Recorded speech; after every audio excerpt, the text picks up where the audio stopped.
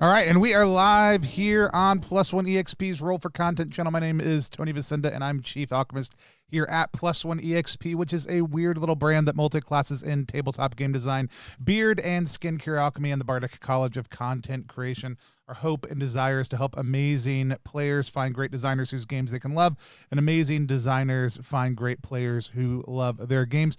We do that in a lot of different ways, but my favorite way to do that every Zine Quest is to sit down and look through some of the projects and talk about a few of them that just stand out to me. So I'm going to talk about 5 zines that I'm deeply anticipating in the first half of Zine Quest. We're going to get a chance to kind of look through some of those projects, check them out. These are based on my preferences. I'll talk about that in a second. We are doing this absolutely live. Adam Bell, a zine is like a sunset that you capture on paper. I will be responding to the chat as we go through as well. VC says great cover art on the splash. That's just Zine Quest art this year, baby. It is a little sad that we have the coolest art on the probably what is the least responded to Zine Quest since the original. We can talk about that a little bit at the end, but yeah, the splash art this year is very great. Lady Seed, great to see you in the chat. Always fun to have you with us. And Hessen and Gorgor, great to have y'all with us also. I know y'all didn't come just to hear me talk. You came here to find out about what the most anticipated projects from Zine Quest are. So here's a couple things. This is Zine Quest 4. Zine Quest normally happens in February, which is where everybody expected it. This year at the last minute, they announced they were moving it to August for reasons, saying that they would have a lot of extra support at Gen Con and other stuff like that. And like many things at Kickstarter, we don't know what that was supposed to be or why, and it doesn't really seem to have panned out. However, next year, Zine Quest 5 will be back in February alongside Zine Month, which I think we should just as a community start start focusing on. Zine month, the Zine Quest happens inside of. However, we will and are excited to talk about small projects. A zine is actually a folded, usually A4 or half page, though it doesn't particularly matter if it's exactly that size, set of pages that are oftentimes staple stitched, sometimes sewn, not hardbound, perfect bound, whatever. We're not cops here. We're not zine cops here on Plus One EXP. We're just people who really love this format and this size of things. So if you have a pamphlet that's up right now, if you have a single fold piece of paper, if you've got something that's an A4 or an A6 or whatever you decided to do, we're excited about your project. Tell us all about it. I'm going to be doing 5 this week, and then about a week and a half, we're going to do another 5 for my total top 10 list of Zine Quest. 4, I have a couple stipulations here for how I rank these. First and foremost, these are just the 5 I am most excited about. These are not necessarily the 5 best projects or the 5 projects that everybody needs to run out and back right away. These are the 5 that I am very excited about. I'm very excited about what they're doing, or I'm very excited to get my hands on them. I'll talk about each project as it comes up. And then again, we'll have 5 more in a couple of weeks. Things that will move you down my list automatically. If you have big system support. So if you're producing something for Mothership, Old School Essentials, DCC, and especially if you're producing something for 5th edition, you'll drop down my list just a little bit for most of those, typically towards the bottom if you're doing 5e. No harsh for 5e, but you're getting a lot of infrastructural support already. And I'm not excited about it because I don't play 5th edition, though there are a couple of 5e projects that did make my honorable mention list. The other things that I look at are quality of page, author, vibes, other stuff like that, stuff that I'm into. Lastly, if I've exchanged money with you in the last couple of months for a project, you do drop down on my list also too. Not because I couldn't do it, but because whatever level of ethics pass within the concept of ttrpg marketing, that's how I flex them out at this very moment. So that's a little bit of the behind the scenes for all of this. Right now, next to me, we can see this is the Zine Quest projects sorted by newest over on Kickstarter. Because it's Zine Quest, we're only focusing on Kickstarter for this one. Whether or not that's my preference or not, there are a lot of cool projects out right now. I'll be honest, a couple of weeks ago, I thought there would only be about 125 projects total. Right now, we're right underneath 125 projects that are live with the Zine Quest tag on them, or ostensibly Zine Quest. So we still will have more projects than that over the course of the next couple of weeks, but I think we'll still be sub 200 for this one. For comparison, last Zine Quest 3, had near 400 projects. We're also seeing a lot of lower goals, a lot of people stepping in. There's not as much noise because a lot of people who traditionally did Zine Quest didn't step into the ring this time, whether that's because of timing, moving away from Kickstarter, or a lot of other things. We can't speculate. But without any further ado, let's talk about my 5 most anticipated projects, and then talk about some other projects that I just think are really beautiful and came close to hitting that top list, or that I just think are intriguing and you should check out. Number 1, without hesitation, is The Devil in New Jersey. When I say number 1 without hesitation, these aren't explicitly ranked. The Devil in New Jersey is the project I am most excited about, though. It is a 3-2-1 horror game. It's the first 3-2-1 horror game, but 3-2-1 action is one of my favorite, and I think one of the most underrated systems that's out there. It's by John Hambone McGuire and his good buddy Geo. I think this project needs a ton more attention. By the way, if you're watching this live or later, the links to all of these are in the description to the video as well. Any of the projects I know we're going to talk about today, I've linked them all, though not necessarily in order, so that it wouldn't spoil things if you're a cheaty cheater. Let's watch the video real quick, and then we'll talk a little bit more about The Devil in New Jersey. If I can get the video to work. Can I get the video to work?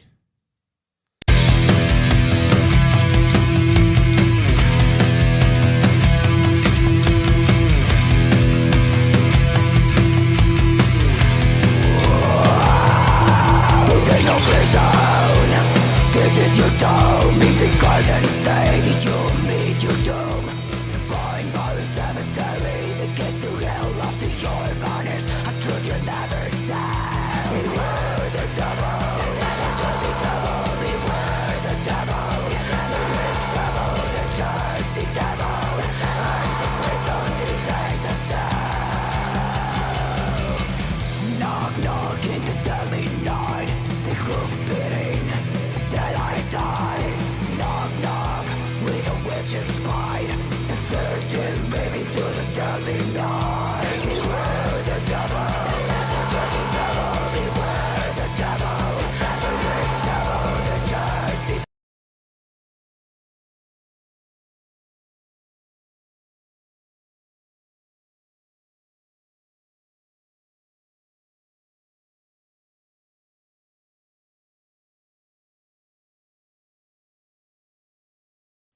As our general policy here, thanks Gorgor for calling me out on being muted. We only watch the first minute of a video unless it's especially standout. We might go a little bit longer, but we just try to keep it to a minute. In 1993, on the outskirts of the Pine Barrens, a group of misfit teens go searching for their friends who went missing 7 days ago and uncover a terrible secret that's far worse than they imagined. Welcome to Hellridge, an idyllic small town in South Jersey. It's an 8.5 by 5.5 inch black and white adventure using the 3-2-1 action RPG rule set. It's a love letter to the 90s and the 1000 found footage horror movies like The Blair Witch Project, Record, and Paranormal Activity. The pre-internet, which made the pre-internet made harder to disprove a lot of those different things. I think 3-2-1 action is just such a tremendous system. Again, like I said, I think it's highly underrated. I think Hambone creates absolutely amazing projects. I think he always brings in absolutely phenomenal artists. And I'm always very excited to see what comes in with the work that they do. I think there's some absolutely killer rewards on here. They do a good job of making things super affordable, very accessible. They've got a retailer pledge, and they've also got some ways you can add custom content to it. Sally Canarino, who's one of my favorite artists, doing some of the character design and illustration. Hambone, EO, and Geo coming in and doing the writing. Megan Ball doing the story editing. Claire Connolly doing illustrations. Some Cheese Hasselberg art. Other folks who are in there on the team. I just think it's an absolutely gorgeous little thing. I would love people, if you haven't gone to back this project yet, to go check it out. Again, that's 3-2-1 horror. Though we don't generally rank the games, this is my number one. I can't wait to get this zine. I can't wait to play this zine. The Devil in New Jersey, a found footage horror RPG from 3-2-1 Action, is our first game. Again, the rest of these, in no specific order. The next one is The Taming of this. I think it's pronounced Sluggerath, which is a solo pit crawl quest to capture an ancient beast. I'm not usually super excited about solo games.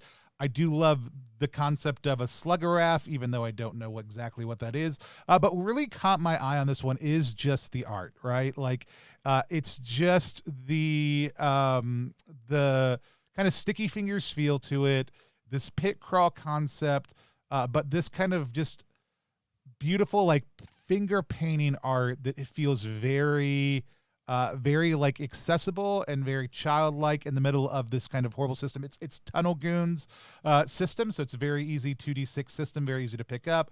But this project also, to me, represents a lot of what I think Zine Quest for me was kind of initially about. First-time creators or people who have a small project that they don't want a huge goal for, coming in and being able to put it out. There are a lot of things about this one that just kind of caught me. There's nothing actually about this page specifically that makes it stand out besides the art and besides the name. And I really love it. I really enjoy kind of this lo-fi feel to it. We're going to talk about that a little bit more in some of our honorable mentions. But it's written by Christopher John Eggett, with art by Mary McGrory. Chris works at the Popular Games magazine, and Mary has been drawing all of her life. They started working under the name Ada Press. You can check them out over on Twitter. I'd love to hear if you all have backed this yet. If you've checked this out, let me know. But it was just a $121 goal, like super small goal. I love the kind of over-the-top 600% funded in 6,540 seconds. Again, this one just kind of hit me in the feels of, like, this is what I think Zine Quest ideally does really well. Small projects, first-time creators. And I think in a lot of ways, like established creators, it would be good for us to start pulling back from Zine Quest and let smaller creators have a little bit more of that space. If you can run a zine project any other time of year, you should. That's not what this is about, though, so I'm going to keep on going. The first project that caught my eye for this year's Zine Quest that I was like, hell yes, I want it. Lands of Lore. Lands of Lore is a zine attempt to combine the nostalgic atmosphere of OSRs with modern mechanics and bizarre and dangerous world of lore. If you know me, if you know the channel, you know that mixing OSR vibes and story game tech is something that we are tremendously in love with. This gorgeous art, though, like, hit me hard, hit me strong. I'm very excited about this one. Again, first project though, right? The first time these creators have come forward with a project. Welcome, traveler. What brings you here? Oh, the tavern has been destroyed completely, just like half of our unfortunate village. You will find no rest here. What happened, you ask? Can't you see the smoke rising from behind the hill? That is where the lunar shard fell. That is where the beast came from. If you cherish your life, turn back and go away. Since the incident, all sorts of strange, terrifying things have happened. What, you want to go there? You must have lost your mind, just like all the others who went there. May the gods watch over you, because that armor you are wearing will not shield you from this nightmare. Again, beautiful art by Lucas, whose work I just tremendously love. If you're not familiar with Lucas, Polish artist, does a lot in the comic book scene also too, as well as RPGs. This reminds me a lot of Grok from Zemo, if you are familiar with that project. I really love it. I really love these games that do very intentional deconstruction of OSR ideals, throw them into a gonzo world. The NSR, or the after school movement, is what a lot of people call it. But with touchstones of Samurai Jack, Adventure Time, Dark Tower, again, bringing in that OSR faction, and then the entropic catastrophe that kind of tears the world down as you play through the game. A lot of classic race stuff happening in here. Some people like that, some people don't. Pick it if it's your vibe, pass over it if it's not. But I do love that we have oozers, gender-neutral species dwelling by nature deep in swampy floodplains, long-lived individuals, carefully preserve tribe traditions and keep them from strangers. Their knowledge of poisons and herbalisms is second to none. I love that we're seeing a lot of ooze people come into RPGs as a species, as a race, as a background. It's a really kind of fun thing that I've seen a number of games doing recently. I think there's a little bit of Spelljammer influence in that, but it is very cool to see it come up. A little bit about the system. A great page, well put together, a little bit long, but kind of tremendous art all the way through that kind of keeps pulling you down further and further. They're tearing through stretch goals right now. They've got a full color one. I almost like the black and white a little bit better for this, but I do know it pops a lot in that art. Hopefully we'll be able to get them on for a actual play at some point. I really hope. If not, we'll definitely be playing this on stream at some point in the future. So the third one we're talking about today, Lands of Lore. We're also seeing this time, a lot of time, we're seeing a lot of crossover goals, and we're seeing a lot of collabs and cross promotion within the structure of the thing. I love the cross promotional goals. I don't know how I feel about building them into the structure. Generally speaking, anything you do that's going to point people away from your project is not something I would encourage in a Kickstarter, but I do love seeing the community approach to this and love the vibes that they're going through. And so that's our number 3. Of course, we're going to talk about Over the Trowbridge as one of our other top 5 most anticipated. Hey, Trash, good to have you with us. Good to see you, Daniel. Over the Trowbridge is a Together We Go game. Together We Go game is our house OSR system, though this is not by anybody in our house. Together We Go came out through Down We Go, Through the Void, and a number of other games in the Together We Jam process earlier this year. Brian Collin is the creator of Vast Grim. He created Over the Trowbridge as a simple RPG that he could play with his kids. So in a lot of Together We Go games, there's different roles. You explore a world that's kind of constantly changing and shifting. A lot of times there's no conceit for why it's constantly changing and shifting. It's just kind of given as a reality. Brian actually did create rationale for why the world is constantly changing, and that it's a troll city, and it sits over a lava pit, and the parts of the city will constantly fall down into and raise out of the lava pit. There's these different bridges that take you kind of all over the place. The type of bridge lets you know how long that island's going to be around. So when you go across it and you go through a portal, if it's a rope bridge, it's going to be 4 rooms that you can move through and then come back out of before that troll bridge is gone. If it's a stronger form of bridge, that location and that portal will stick around longer. We are going to set up an actual play of this sometime soon. I am very excited about it. The art is really, really cool. The system's easy to pick up and get playing in minutes. It's very, very kid friendly. It leans a little bit more into some of the grosser side of Trolls 2, which I really love, as well as just like the Muppety vibe of a lot of different things that you could do. I got a preview copy of this at Gen Con for full transparency, but it was already on my list of projects I was super excited about, in part part because it's based on our house system with some additional flexes and other things like that. And so I am very, very excited to see what other people are doing with our house system. Over the Trowbridge is the first project with the Together We Go system getting funded over on Kickstarter. So I'd love you to go support it if you're able to. But I'm super excited to hold the Ashcan version in my head, but he's unlocking more and more for the final version that I'm also very, very excited about. So if you want to pick it up, a lot of great levels for you and your party, great game to play with your kids, or fun and funny game to just throw out any night that you can't do your other ones. But also just one of my favorite things, right? You can Brian's the lead game designer, but Ruby and Wyatt are his kids, and I love that Ruby is game designer and Wyatt is senior game designer. But Carrie Drake is doing the illustration. Walton Wood, who's our editor on Down We Go, did the editing. Very, very cool project. And so I should go make sure that link actually goes somewhere, because I don't know that it does right now. But very, very excited to see this project pop up. Let's keep on rolling through. Last in our top 5, then we're going to shift over to some honorable mentions. So if you have a project you want us to look at, let me know. I've got a few honorable mentions set up, probably more than we'll be able to get through, but I'm happy to swap them out for other people's. Worldlings by Brooklet Games. We've got a bestiary of quirky animistic gods wrapped in a mystery generator at the edge of civilization, all set up for Zine Quest 4. It's got 96 backers. It's got 19 days to go. Jim has done a really great job with this project. Set it out for use with Karen, Mark of the Odd, and 5e, which means for other OSR or D20 systems, it's going to be really easy to kind of translate them over.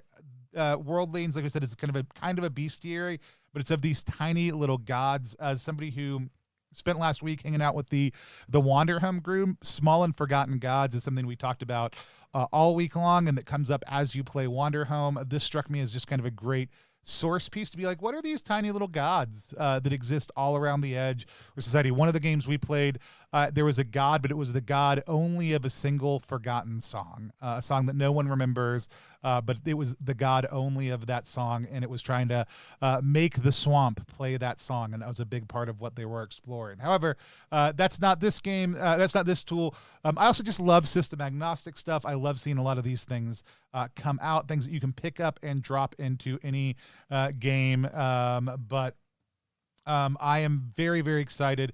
They also created a little bit of a setting. There's a mystery. A blight is killing the forest and spreading into civilization. All players investigate. They learn that townspeople have recently begun polluting the forest with dense coal, fire, smoke. Later, players discover that the fallen leaves infected with blight have been seen trailing throughout the town. The leaves come from innocent treelings seeking the source of the pollution to stop it.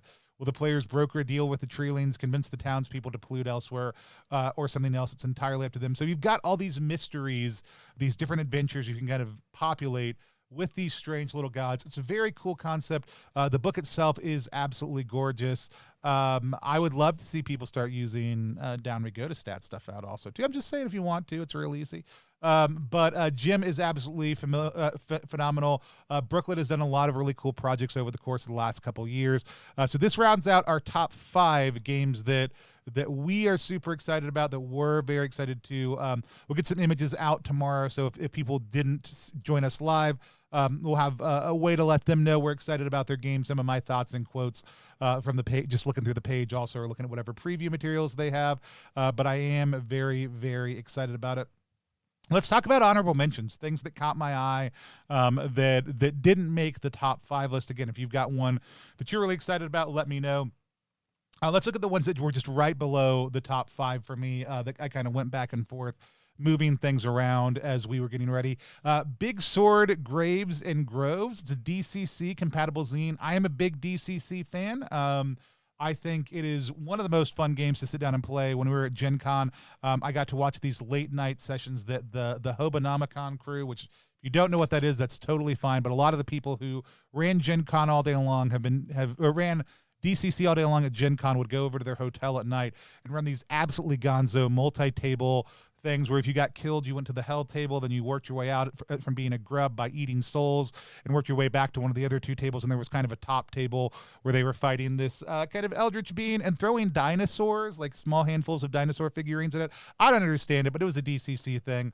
It was a lot of fun. I had a blast just sitting in the room and kind of soaking it up, as well as playing a little bit in it. But Big Sword Graves and Groves caught my eye. Absolutely gorgeous art, a little bit softer than a lot of what we'll see from a lot of the DCC crew. I mean, I say softer, there's somebody impaled on that tree branch, but that kind of more cartoon feeling, but really, really kind of beautiful visuals. The sound of branches wrestling above you, the vicious trampling of twigs below. Your lungs feel like they're on fire, but you keep running. The dense forest blocks what little moonlight there is, and you can't tell where you're going, but that doesn't matter. None of it matters. All that matters is that you get away. You've left them behind to deal with that thing, that horrendous, murderous, bloodthirsty monster. No one can save them. Now, it's the first volume of what they hope will become a larger series of Dungeon Crawl Classics compatible zines called The Big Sword. This volume specifically focuses on the undead and nature. It's got a vampire generator, a full write on the curse of Damphorism, the prime vampire, the tree folk, survival mechanics, and a ranger class compatible with DCC, and a small hex crawl adventure. So if you're somebody who likes system agnostic portability, because DCC also ports very well to other systems, something definitely to check out. There's also some downtime rules, party composition suggestions. There's also this exclusive cover, which that's a little bit more of that classic DCC feel you kind of expect. But I think it's absolutely great. They've got a sample document you can check out with some spot art by Perplexing Runes and Warped Grotto. Some great different pieces. And if you don't play DCC, like they said right here, very compatible with any other OSR project. I'm very, very excited about this one. Like I said, fell right off my top one, really by virtue of it having system support, which again, not a bad thing. It's actually a really smart marketing tool, just not typically the projects I get the most excited about. Let's talk about Pocket Hex, another honorable mention from me. Again, this goes back to, this is a project that I think is a perfect example of what Zine Quest really existed primarily for. And maybe we should get back to it again a little bit more. It's a solo RPG in 3 pocket mods, so 3 individual pieces of paper. Hold on. Kickstarter's being really weird if you try to open too many things at the same time. Let me get this to look right. There we go. Very simple funding goal, $200, already well funded, but could, of course, use your support. It's 3 pocket mod set, which allow you to play a solo RPG across a hex map. It's a Tunnel Goons basis, which we love Tunnel Goons. The 3 booklets are broken up into your base rules, with our map on the reverse side, random tables and generators, and 3 keyed location prompts. I love the classic pull-in of the 3 booklet format, but just moved into pocket mods is very cool. I'm certainly going to hop in on this one, have not yet. But I just, again, it's very simple. It's 3 pieces of paper, but I love the concept. I love the format. Like, I love the small $200, very achievable goal. This is a lot of what gets me excited about Zine Quest, is seeing this type of project specifically pop up. I think the art and the texturing on top of that are just very good, very smart. You can see everything kind of laid out here. There's also an optional diceless system that you can throw in. There's the hex map. You get to see kind of everything in advance. There's some weird spacing things on the page, but again, I think this is a cool project. I'd love to see more like these in Zine Quest in the future. Let's talk about, oh man, I'm going to mispronounce it, and I've got a call with Tom in a little bit, and Tom's going to be like, you mispronounce it. Fungible. It's a play on fungible, but it's not fungible. I think it's fungible. I could be wrong. Tom, if you're in the chat, tell me how wrong I am. This is a Wretched and Alone solo RPG. It's commentary on cryptocurrency. It's also about a new crypto coin coming out and the horror of tech culture. The reason the thing that bumped this off the list, I'm not solo games don't attract me a lot of the time, for one thing, but we did do some consultation on this project, so it did move it off to an honorable mention instead of a top 5 for sure because of that. story, you see a message from an old friend. Intrigued, you decide to check it out. After a little catching up, they ask if you've heard of Spore Coin, the next big cryptocurrency, according to them. You've heard of Rags to Riches before, so what could possibly go wrong? They've got some beautiful art by Simone Tometa, who did the art for Down We Go as well. This cover is absolutely rocking it. This is such an unreadable image down below here with the stretch goals, but it is absolutely enjoyable for anybody who came out of the 90s, learned HTML at school. The Adventure Archive said they think you told me it was Fungible. That's what it was, Fungible. But it's just a really cool, if you like Wretched and Alone, which I think is one of the best solo systems out there. It uses this exploding dice mechanic instead of and a deck of cards instead of a Jenga tower. But I think it's a really, really cool way to play. If you like solo RPGs and you hate tech bro culture, it's a great way and place to get in. They do have the Spore Coin Tycoon. There's only one of these. And they have the deluxe $75 level that comes with from LFOSR, which is doing a lot of kind of customized projects. So very cool ones. Get it in digital. Get one of the cool, ridiculous over-the-top levels. Fungible looks really good. Got some great things on there. And again, we're seeing a lot of this cross-promotion of other projects here on different people's pages, which I think is a really cool thing to see within the context of Zine Quest. A little bit more of that community support back and forth. I don't know how it's going to play out, but I do think it's very, very cool to see that. Let's go ahead and talk about that project specifically because it is on my list. That's Sundered Sundries. One of our most anticipated projects of Zine Quest 2 was All Must Bow. We have also played it here on channel, and this is Sundered Sundries, an aggregation of abominable additions for All Must Bow. Your eyes grow wide, your mind is shattered. The awful revelations contained by your sweat-warped copy of All Must Bow. You stagger about in the confusion. The thought of more dark inspiration for tabletop villainy. Your knees buckle, yet you must have more. You cannot be satisfied, cannot stop. Oh God, you must have more. If you don't know, in All Must Bow, you play as the servitor of an eldritch god or being. So an eldritch god or being, it's out there somewhere, has made you their servitor, their advocate in the world. You operate to help their ends come about, and they've given you horrible power in response to that. A really great thing. We played it with Fist here on stream, which I found was a really great, very simple PBTA system that cranked to 11 when we were playing this. We played it with Sean F. Smith as the GM and the team here with us. This kind of takes it in a new direction. It is just going to give you more expansions and more things to do in All Must Bow, which is already a very comprehensive thing where you can create the eldritch beings that controls you, understand what it's like to be an advocate for them, how you start to operate within that. It's system agnostic at its core, and so Sundered Sundries will be also. So it's just adding in these additional kind of expanded pieces. The Feckless Conspiratist is a trifold pamphlet. They've got 7 dreadful new ancient things. And then a couple other different pieces that they've added into their zine, along with all this new kind of breathtaking art that's come out. But All Must Bow is super, super enjoyable. The social stretch goal, I'm a big fan of the social stretch goal. They've got one on here. They're looking for 700 followers on Twitter. Go help unlock that. Hold on real quick. Let's get that in the chat. Bleak Horizon Press is who it is. Okay, I'm going to go ahead and drop in the chat. Oh, man, things are about to get a little meta here. Because you're going to watch this happen. Because this is the only way I can drop it in right now. Because I was not prepared to do that. All right, there we go. Social Stretch Go follow them on Twitter. Let's get that one unlocked to add some new art in. They've got a 4th species, a 5th species, an adventure module that's coming in, a pay raise. I'm not a fan of the pay raise as a stretch goal. I am a fan of paying people more as you make more money, but I just think that's a process you do. I think you noted on the page to advocate for better pay, but I think I usually just look at it as every time the core goal gets lapped, we're going to pay people 3 to 5% more on the project, which may not sound a lot, but if you lap your core stretch goal 20 times is a non-insubstantial amount. It's a 60% pay increase. for everybody. So when projects go big, you're able to reward everybody. Check out this Eldritch adornment. That you can get one of these. They're doing some really cool stuff. Also, all the GIF work on this is very, very good. You can also pick up the original.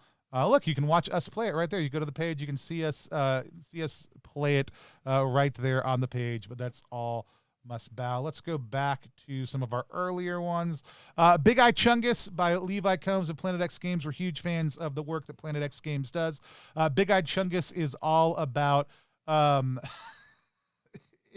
is all about beholders, basically, and the different ways you call them. I'm not a like a single creature bestiary fan. It's the only thing that popped this one off for me. I love the phylactery. I love the way that Levi writes. The text itself is very rich. It adds a whole lot. It takes very simple concepts and builds them to give them a lot of lore that you can just drop in your game. But if you've ever wanted somebody to dissect the beholder for you, or the Big Eyechungus as Levi calls it, this is an absolutely great project. If you want to know why every Big Eyechungus is a dick, this is a great project. If you want to find out about sci-fi chunguses, do it. If you want to know what kind of tactics Big Eyechunguses might employ, if you want to go big on beholders, this is the zine for you. I love everything Levi does. But it wasn't one that popped into my top 5. That was very close. Into the Space Worm, an RPG adventure for use with old school essentials, also getting an honorable mention. I think Owl Knight just produces really good stuff. Their old school and cool zines are a staple for me of Zine Quest. I'm very, very surprised they didn't put one out, but they're doing a Meatlandia adventure, which I am very excited to see. The color scale on this looks really good. They make very, very beautiful games. The final products are very enjoyable. They've unlocked everything they set out to, and so now here's some more. But if you have not checked out this adventure yet, please do. It's going to be very, very cool. A dungeon that is a worm, low level play. So if you're looking at levels 3 to 6 or level 3 to 4. You're going to be right in the right spot. You've got demons, Caldanes. It's setting fluid, so you can use it for OSC. You can drop it wherever you want, even if you're not playing in the Scorelands. But it mixes also both space and fantasy. So if you want that science fantasy vibe, this is a great way to get into it. Average Trooper. Let's check out this video. Trash says, all I want in my life is someone about Chungus. Says, hey, it's Ray in the chat. Ray, it's upstairs right now, but I got my own copy of Memory Hunters here at my house. I'm very excited to read through the physical copy of it. We'll have those for sale on the store next week. But here we go. Let's check out Average Trooper Skeleton Mayhem's video.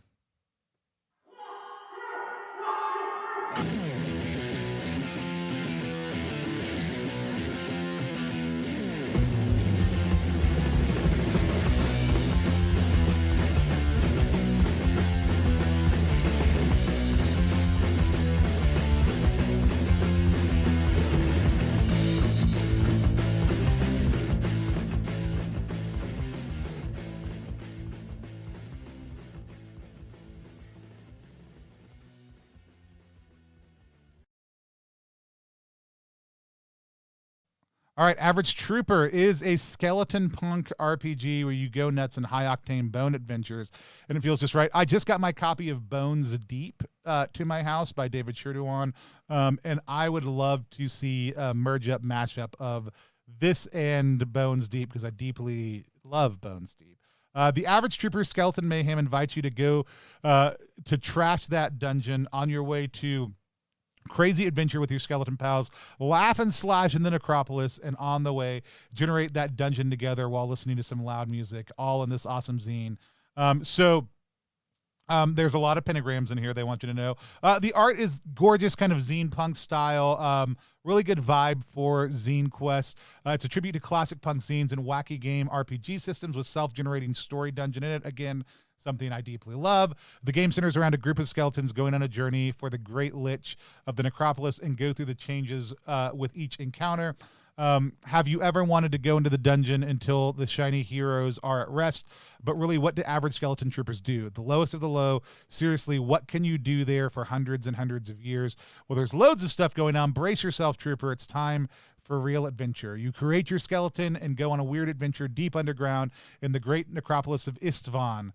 Discover the underside of classic fantasy adventure. This game is created to throw havoc on the fantasy cliche. You're going to be a lot of different things. Again, this art is just kind of killer. You can pick one of 4 types: the servant, the beast, the abomination, or the construct. I immediately want to play the construct. And then customize that type with death, mojos, and other customization options. I'm digging the vibes here. They built you a skeleton sheet with 1 roll dynamic. Roll those dice. There you have it, all your stats and feats. So here's the kind of the roll sheet that they have, which is very, very cool. Love the layout. It's not finalized, but I love the quick generator to find out what kind of skeleton you are. I want to know a little bit more about the party-driven dungeon experience, so let's check that out. Part of the fun is generating the dungeon. All you need is a place to draw. No art skill is required. If it looks bad, you did it right. Use pizza boxes, your office floor if the boss is a nice guy, or any flat surface. For a matter of fact, the system was created to roll those dice, and you have everything to create that dungeon room in 1 roll using that Oracle system. The fun begins with discussing it as the skeleton gang. Have fun and a laugh. I really want to play this. I am going to open up their Discord server and check them out on Twitter a little bit more. Yes, I want to join that server. That's why I clicked to join that server. But very cool project. I just, again, love the art. Love that classic zine flavor. Love a lot of things that are going on here. Anyways, I like, this was very nearly a top 5 for me, but I don't know enough about it or the creator to be like, here it is, right? So I'm very excited. If you are the creator of this, if you're watching this later, I would absolutely love to have you on to play this anytime in the next couple months. If you're looking for help with fulfillment or even printing post this, reach out. I'd love to chat a little bit. You got some pins and some other stuff that comes with it, the skeleton sheet generator, the Nasty Hero bookmark, the dust cover. It's very cool stuff. I'm going to go in on this one higher than I should. This may be the first, like, super all-in pledge level for me. Like that $30 that 30-pound pledge level is or euro is calling to me. I want it all. Got some stretch goals that we've been unlocking. Very cool project. A lot going on here on this page. Is this person's first project? First created, 8 backed. Very, very cool. I am very excited to get down on this. Again, if you're looking for links to any of these, they are in the description of the video, along with some that we're not going to get a chance to cover. Let's see. We've got time for one more, probably. I did talk about, okay, so I oftentimes deeply penalize 5e projects. Not because they're inherently bad, but it's just I don't play 5e really at all. And so this is the first one that I've seen in a while that I immediately clicked on based on image alone. I think this art is tremendous. So let's talk about Tomb, which is a dungeon crawl for 5e.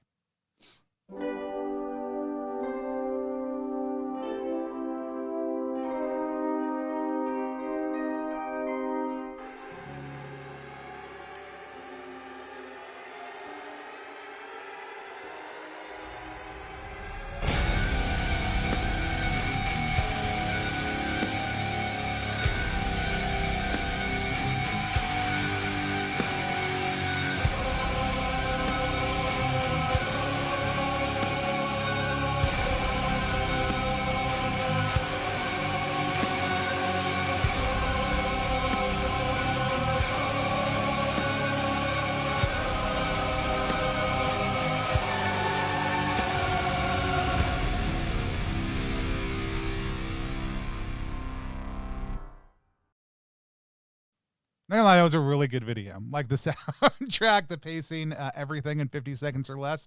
This is Brave New World's first creator. This is a strong out-of-the-gate thing. Let's talk about Tomb. Tomb is a sprawling dungeon delve zine inspired by adventures of the past and ideas of the present, compatible with 5e. Tomb is created as a streamlined and modern take on the concept of the mega dungeon, with a strong focus on providing an easy-to-run and tactically engaging experience for both sides of the GM screen. Tomb is an idea sparked from a real-world fear, anger, and frustration. As adventurers plunge into the ruins beneath the once gleaming city of Finbury, the true horror of history is slowly uncovered. Tomb is a story of community suffering at the hands of the vile Reverend Magistratus Crexilus Cornath, a man of great evil who abused his power and authority to deceive those he was trusted to protect. Everything about this screams old school cool. I'll be honestly will say, like, I don't know that I've seen a 5e project that has hit an OSR vibe as well as this game has. Like, I would have assumed this would have been like black hack, white hack, OSC, system agnostic. The fact that they 5E'd it is very, very interesting. I don't think that there's a tonal match there a lot of the time, but it also is an easy way to stat things out. And I would actually be super interested to play this in 5th edition to see how this is accomplished, right? Again, Brave New Worlds, if you want to come on and run this sometime, like, I'd be very about that, because I think you've done a really cool job of hitting some vibes that I love in a system that I think doesn't do those vibes inherently well. I love a mega dungeon also too. I love that there's a lot of different concepts that have been working here. I love a soundtrack. Micro music does do really, really good work. I'm interested in the VTT support, not because I'm inherently interested in VTTs. I actually don't like them either. But I'm always interested when you're doing tactical play, which this promises a lot of, what the implementation for that looks like. And I think on something like Foundry or Shard, this will roll really well. Roll20, not a huge fan, period. But I do see on Foundry and some other ones how this might be a really good vibe. And so... yeah, I know I'm not alone, and I also know that, like, this is the audience here, right? Our Adventure Archive says, I thought this looked great and would have insta-backed in any other system, which is something, honestly, that more so that we probably need to get over rather than this creator getting over. I think there's some cool things going on here. This looks very well kind of initially funded. There's a lot of strong polish on this. Which is a very much an accessibility thing. This is kind of the opposite end where I talked about, look, Zine Quest is really for these small, simple projects. This is also a first-time creator, but the amount of polish and public coming out of this out of the gate is very strong. It makes me think this project actually might have done better if it didn't run during Zine Quest, where it's going to be competing for a lot of the eyes. I also love the Brave New Worlds logo. I'm not going to lie. Here's their stretch goal stuff. But here's their logo. Like, it's just good graphic design. I like a lot of what's going on here. Oh, look at these faces. Look at that beard, more specifically. Lead designer, artist, resident, forever GM.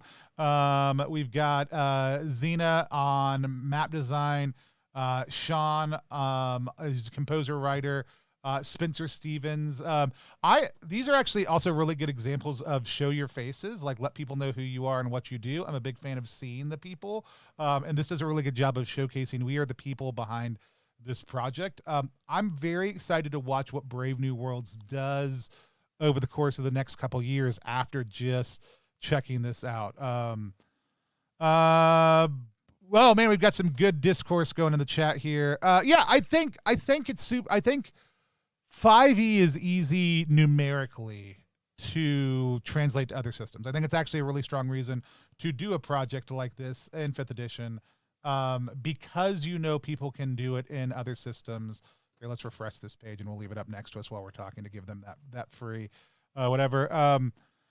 Bullfrog Game says 5e definitely isn't too hard to convert to old school games, in your opinion. No, the numbers aren't. The mentality, the play style, and a lot of the abilities in 5e, especially some of the health scaling, the action economy, what characters can do at different levels, all that type of play style is very different in an OSC or traditional NSR or OSR game than it is in 5e. Characters are far more resilient, and so capturing the dark vibes in that setting are hard. It's not about math. It's more about class and race composition than it is about anything else. But I like what Derek's saying. I think it's easier to go from 5e to OSR than OSR to 5e. I agree. I think it's way harder to go from like OSC up to 5e than it is to go the other way around. I think Jeff could use some beard oil also. Okay, I looked at Planet Bimbo earlier today. We can give that a real quick if we want to. Let's look at Planet Bimbo real quick. Let's do that because we've got a little bit more time here. I didn't have a chance to look at it well enough to know. Oh, I just saw it for a second. Where are you? Did I? All right. Let's talk about Planet Bimbo Billionaire Brawl. A art journaling game for extremely hot people, aka you and me, apparently. Inspired by RPGs, brats, body positivity, and anti-capitalism. This one caught my eye today because you get stats for your clothing and for your fashion. Already funded, not a lot of backers yet. Just popped up today. First-time creator, 3-backed, graduate student from NYU Game Center, which is putting out a lot. Like, there's a ton of great designers who I love who have come through and are coming through NYU. But we get this kind of quick little splash here of this kind of paper doll outline. But Planet Bimbo, a creative, fun dress-up journal that you assign stats to your IRL clothing, giving you +5 confidence. What's a bimbo? A bimbo is about asserting ultimate power over yourself. You dress exactly how you want, whether it be modest or revealing. You assert your sexuality exactly how you want, whether it's often or never. You follow the whims without fear or judgment. You follow your whims without fear or judgment. Your head is absolutely in the clouds. And why shouldn't it be? That's where the sunshine is.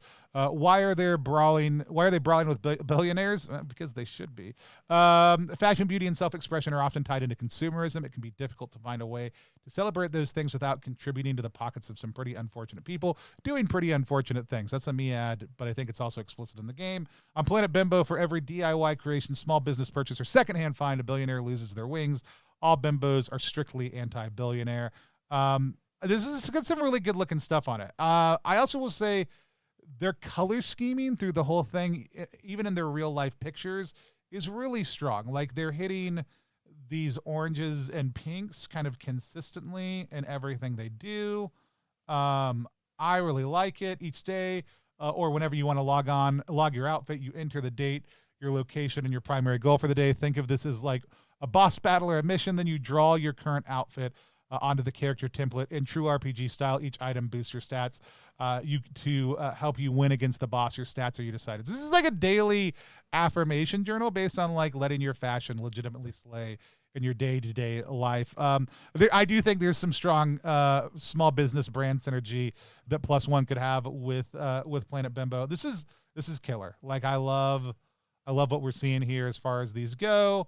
I love this idea. There are some people who are probably like, is this even a game? And, screw you. Yes, it is. I think this is really fun. I don't even really like solo RPGs, but I would definitely flip through this and get this and enjoy this. So I'm probably going to hop in on the digital side of things for this one. But I really love it. The stretch goals.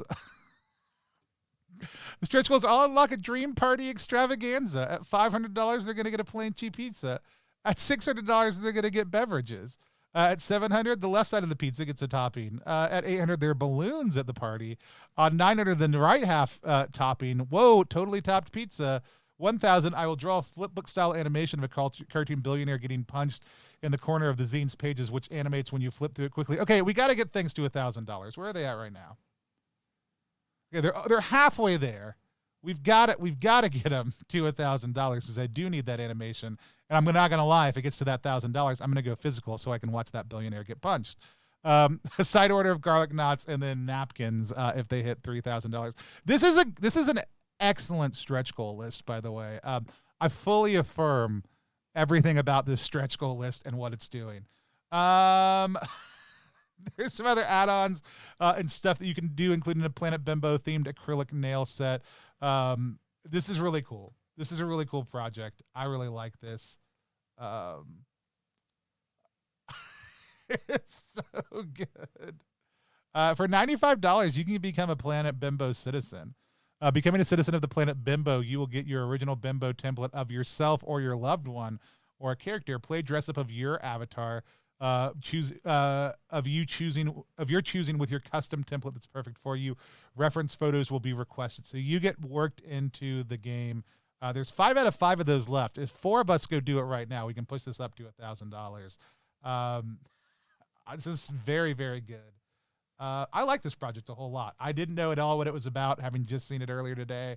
I really love this take on an art journal RPG. Again, new creator, first time in Zine Quest. I love seeing it. I love seeing things happen.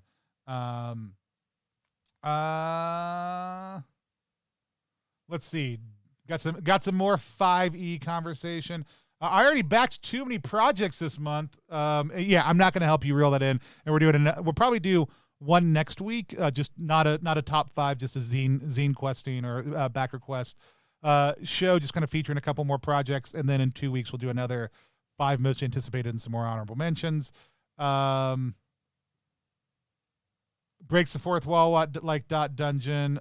We need napkins, Lady Seed. Stretch goals and emotes. This is a very cool project. I would encourage more stretch goals like this.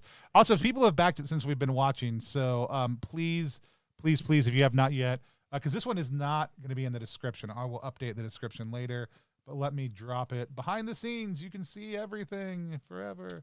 Drop that link in there so you can just click on it. But yeah, that's Bimbo's. Okay, one last mention. I don't know what this is. We don't have time to talk about it really right now. 3 Pillars, a reimagining of D&D 5e, a tabletop role-playing game based on 5e that balances combat, social interaction, and exploration. This is like, it's $115. It's no art. But it's exploring, bringing 3 pillars of fantasy RPGs back and centralizing them within a D&D style play. I love this as an intellectual pursuit project. It's funded. I will be backing this because I want to see what they're going to do with it. I think this is cool to see this type of project. Again, first time creator, simple project, very easy step in. I'm very curious to see what this essentially white paper version of a game is going to be as a reimagining of 5th edition if we actually took the 3 pillars and doing it. And I also think, I'll be honest, like saying, hey, if it's not explicitly written, it's not referenced in a game. Well, if you do any level of minimalist design, that's not true. So you have to look at both what is written and what's not to evaluate whether a system truly embraces the 3 pillars, if you give a crap about 3 pillars, which I do only in the context of Dungeons and Dragons because it's an espoused part of the design structure. But I'm really looking forward to it. I got the stretch goals for people helping with the fulfillment, but I do love that as just the central nature of it. Adam Bell says, I've been putting off looking at projects since I'm not running one and can't excuse my purchase at the cost of participating in Zine Quest. Yeah, if you're not running a Zine Quest project, sometimes it's hard to justify it. I'm going to be backing less this year than I normally would. There's just not as much that has caught my eye this year as there has been in past years, but there are a lot of really cool projects we're seeing come up. And I think if we start thinking about this more as looking at like, hey, what is small and cool and what really ticks the boxes for me as a designer, and if we just pick the 3 or 4 projects we want to, or like $28, 28 days, even though there's not 28 days, is a great way to do. Like, just spread the love around, backing small projects at very low numbers just to give that creator a boost in the algorithm is another really valid thing. So, my Zine Quest budget this year is probably smaller than it's ever been. I don't think August is a great month. Additionally, for that reason, budgets tend to be a little bit more stretched right now. There's a lot of other reasons why it's not a great time. But I am really excited about this. But again, next week, we'll be back. We'll talk about some more projects, just generally things that have come up, things we didn't talk about this week, cool projects that I didn't get to focus on because I had some more on my list. In 2 weeks, we'll be back to talk about another 5 projects that I'm really anticipating. I wanted to break it up this time for 2 reasons. One, I didn't get to it in advance. 2, the reality is there wasn't as much front-end excitement about Zine Quest in August. And so doing 5 now a couple of weeks in and doing 5 more, 2/3 of the way through felt a lot more reasonable than what I've done in the past, which is I've heard about these a lot, or I know people who are putting these out, or I've seen enough about these to get me excited. Doing it kind of at the midpoints does a lot more to be egalitarian about what kind of things, what things are actually out and available that I'm really looking for. If you're launching in the last week, it sucks, but I'll still be doing some coverage on the in-between. Like I said, next week and the week after, we'll have a little bit of back request back on. Things are going to be shifting a lot here on the channel over the next little bit. We did get purchased. We are now corporate sellouts. So I am now owned by a shipping company. So if you need fulfillment help with your project, please let me know. But I also, we have some new voices we're going to have here on the stream. So this weekend we've got Alone with Armanda coming back. Armanda had some computer issues and then a new job, but Armanda's going to be sitting down with Spencer Campbell after playing Rune, which they have going live, not on Zine Quest, but in 2 weeks. It's a solo Souls-like RPG. So Armanda's going to be playing through some of that and then sitting down and talking with Spencer afterwards. Additionally, in addition to that, we do have coming up some other people who you've seen on stream regularly before. We're going to be stepping in and doing some of their own content starting in September. Keep an eye on all of our social media outlets for that. But this is Tony Vicinda, and until next time, I'll be Zine questing.